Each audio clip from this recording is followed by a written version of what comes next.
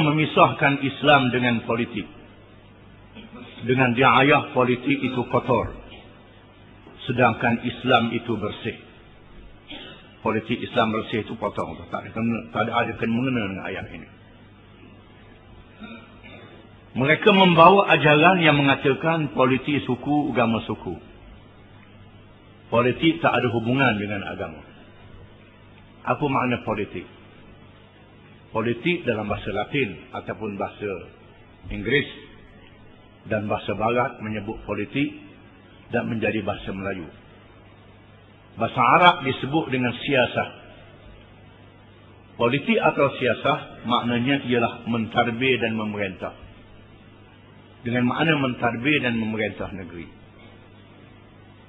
Mengikut agama Islam, politik adalah menjadi sebahagian daripada ajaran Islam. Ini sabit dengan nas Quran, dengan nas hadis Nabi SAW dan ijma' para ulama. Yang lebih besarnya ialah ulama di kalangan sahabat radhiyallahu anhum. Bukan sebarangan ulama, ulama sahabat dan ulama-ulama tabi'in mengatakan bahawa politik adalah sebahagian daripada ajaran Islam. Adapun dalil daripada Al-Quran Al-Karim, di antaranya firman Allah Ta'ala, wa idh qala rabbuka lil malaikati inni ja'ilun fil ardi khalifah. Dan ingatlah ketika Tuhan berfirman kepada malaikat, sesungguhnya aku akan jadikan di atas muka bumi itu khalifah. Di antara khalifah itu ialah politik. Allah Ta'ala istiharkan sejak Nabi Adam alaihissalam hendak diciptakan. Firman Allah Ta'ala, inna anzalna ilaika al-kitaba bilhaq litahkuma bainan nasi bima ar'aka Allah wa la takun lil khainina khasima. Sesungguhnya kami telah menurunkan kepadamu wahai Muhammad sallallahu alaihi wasallam akan kitab Al-Quran supaya engkau menghukum manusia dengan apa yang dinyatakan oleh Allah, dan janganlah engkau menjadi penolong kepada orang-orang yang khianat. Allah Ta'ala memerintah Nabi SAW supaya menghukum manusia dengan Al-Quran Al-Karim. Di antara menghukum itu ialah memerintah dan memerlukan pemerintah. Dan di sana banyak ayat-ayat Quran yang tak boleh diamalkan malaikat kena ada politik. Kalau tak ada politik, tak boleh diamalkan ayat-ayat ini. Ayat yang berkait dengan hukum jinayah, yang berkait dengan qisas, hudud, yang berkait dengan jihad fi sabilillah, yang berkait dengan hubungan dengan orang-orang yang bukan Islam. Semua perkara ini tak boleh diamal kalau tidak ada politik. Macam kita tak boleh semayang kalau tak ada wuduk. Tak ada wuduk, tak boleh semayang. Maka mengambil wuduk kerana nak semayang adalah wajib. Kita tak boleh melaksanakan hukum-hukum ini malaikat dengan politik. Maka berpolitik kerana nak menjalankan hukum Allah adalah wajib. Dan sunnah Rasulullah SAW, sunnah ucapan dan sunnah amalan, sunnah qauliyah dan sunnah amaliyah. Adapun sunnah qauliyah, sabda Rasulullah SAW, kanat banu Israel tasusuhumul anbiya, hadis riwayat Bukhari.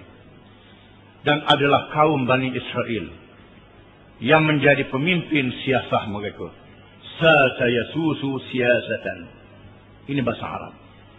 Yang menjadi pemimpin siasah mereka ialah Nabi-Nabi alaihi wassalatu wassalam. Dan Nabi kita Muhammad sallallahu alaihi wasallam telah berhijrah ke Madinah dan mendirikan kerajaan Islam. Mengadakan perjanjian dengan orang yang bukan Islam yang duduk di Madinah. Ini ialah amalan-amalan politik yang wajib diamal oleh orang Islam sehingga hari kiamat. Adapun ijma', sepakat para ulama. Yang paling besar sepakat itu ialah ijma' para sahabat radhiyallahu anhum. Apabila Rasulullah sallallahu alaihi wasallam wafat, tidak ada siapa yang ganti Rasulullah. Lalu para sahabat bermesyuarat di Saqifah Bani Sa'idah, sehingga sebahagian besar daripada mereka tidak ada pada masa dikebumikan jenazah Rasulullah sallallahu alaihi wasallam. Mereka bersemayang saja, tinggal terus pergi ke Saqifah Bani Sa'idah. Tinggal beberapa orang sahaja untuk menanam jasad Rasulullah sallallahu alaihi wasallam. Mereka bermesyuarat di Saqifah Bani Sa'idah untuk memilih siapakah yang menjadi ketua negara selepas wafatnya Nabi sallallahu alaihi wasallam. Lalu dicalonkan 3 orang. Kalangan Ahlul Bait mencalonkan Ali bin Abi Talib radhiyallahu anhu. Golongan Ansar mencalonkan Sa'ad bin Ubadah radhiyallahu anhu. Muhajirin dan Ansar, kalangan Muhajirin mencalonkan Abu Bakar radhiyallahu anhu. Akhirnya mereka bersepakat memilih Abu Bakar menjadi khalifah. Tidak ada seorang sahabat pun yang engkar dalam perkara ini. Ini adalah jema' para sahabat, kerana ia adalah nas daripada Quran, daripada hadis Nabi sallallahu alaihi wasallam. Adapun ajaran yang mengatakan politik tidak ada kena mengena dengan agama, ini adalah ajaran yang masuk dalam agama Kristian, yang termasuk di dalam sekularisme. Ajaran salah, barang siapa yang mengikut ajaran salah ini dengan tahu dia, dengan pengetahuan dia, maka jadi murtad, keluar daripada agama Islam. Na'udzubillahi min dzalik. Kecuali mereka yang jahil. Dia jahil kerana dia tidak tahu ini perkara kena mengaji, maka dia berdosa besar dalam perkara ini.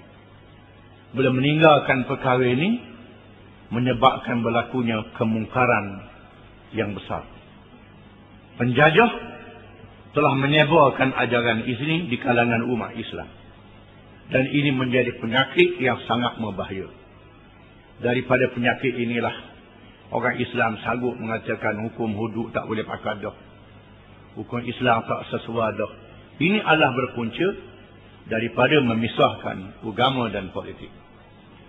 Apabila jatuhnya kerajaan Osmaniyah, timbulnya Kamal Atatürk membawa ajaran ini, maka Syekh Mustafa Sabri, Syekhul Islam kerajaan Osmaniyah, menulis di dalam kitabnya Mauqiful Aqli wal A'lim, pendirian akal dan para ulama, menyatakan bahawa memisahkan politik daripada agama Islam adalah jalan yang paling dekat untuk menjadi murtad. Kata Syekh Mustafa Sabri, mudah, jalan yang mudah untuk jadi murtad. Mula-mula berdosa, akhirnya jadi murtad. Kerana hanyut tak sedar kita menafikan hukum-hukum yang ada dalam Quran. Hukum pencuri dipotong tangan, hukum orang murtad, hukum arak dikenakan hukuman hudud, macam-macam hukum. Mula-mula tak diamalkan. Lepas tu kita bercakap, tak boleh dah hukum ni, tak boleh pakai dah. Maka samalah dengan kita kata, semayang tak sesuai, haji tak sesuai. Itu adalah nas Quran yang tak boleh dinafikan sekali-kali. Ini semua adalah penyakit yang dibawa oleh penjajah.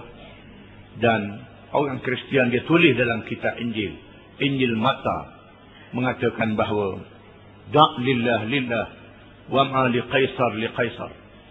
Apa yang berhubung dengan Allah itu hak Allah. Apa yang berhubung dengan pemerintah itu hak pemerintah, raja. Di mana pemerintah adalah hak manusia, adapun agama ialah hak Allah Ta'ala. Allah Ta'ala tak boleh campur dalam urusan pemerintahan. Inilah makna memisahkan politik daripada agama. Ini adalah sesat yang dibawa oleh sekularisme.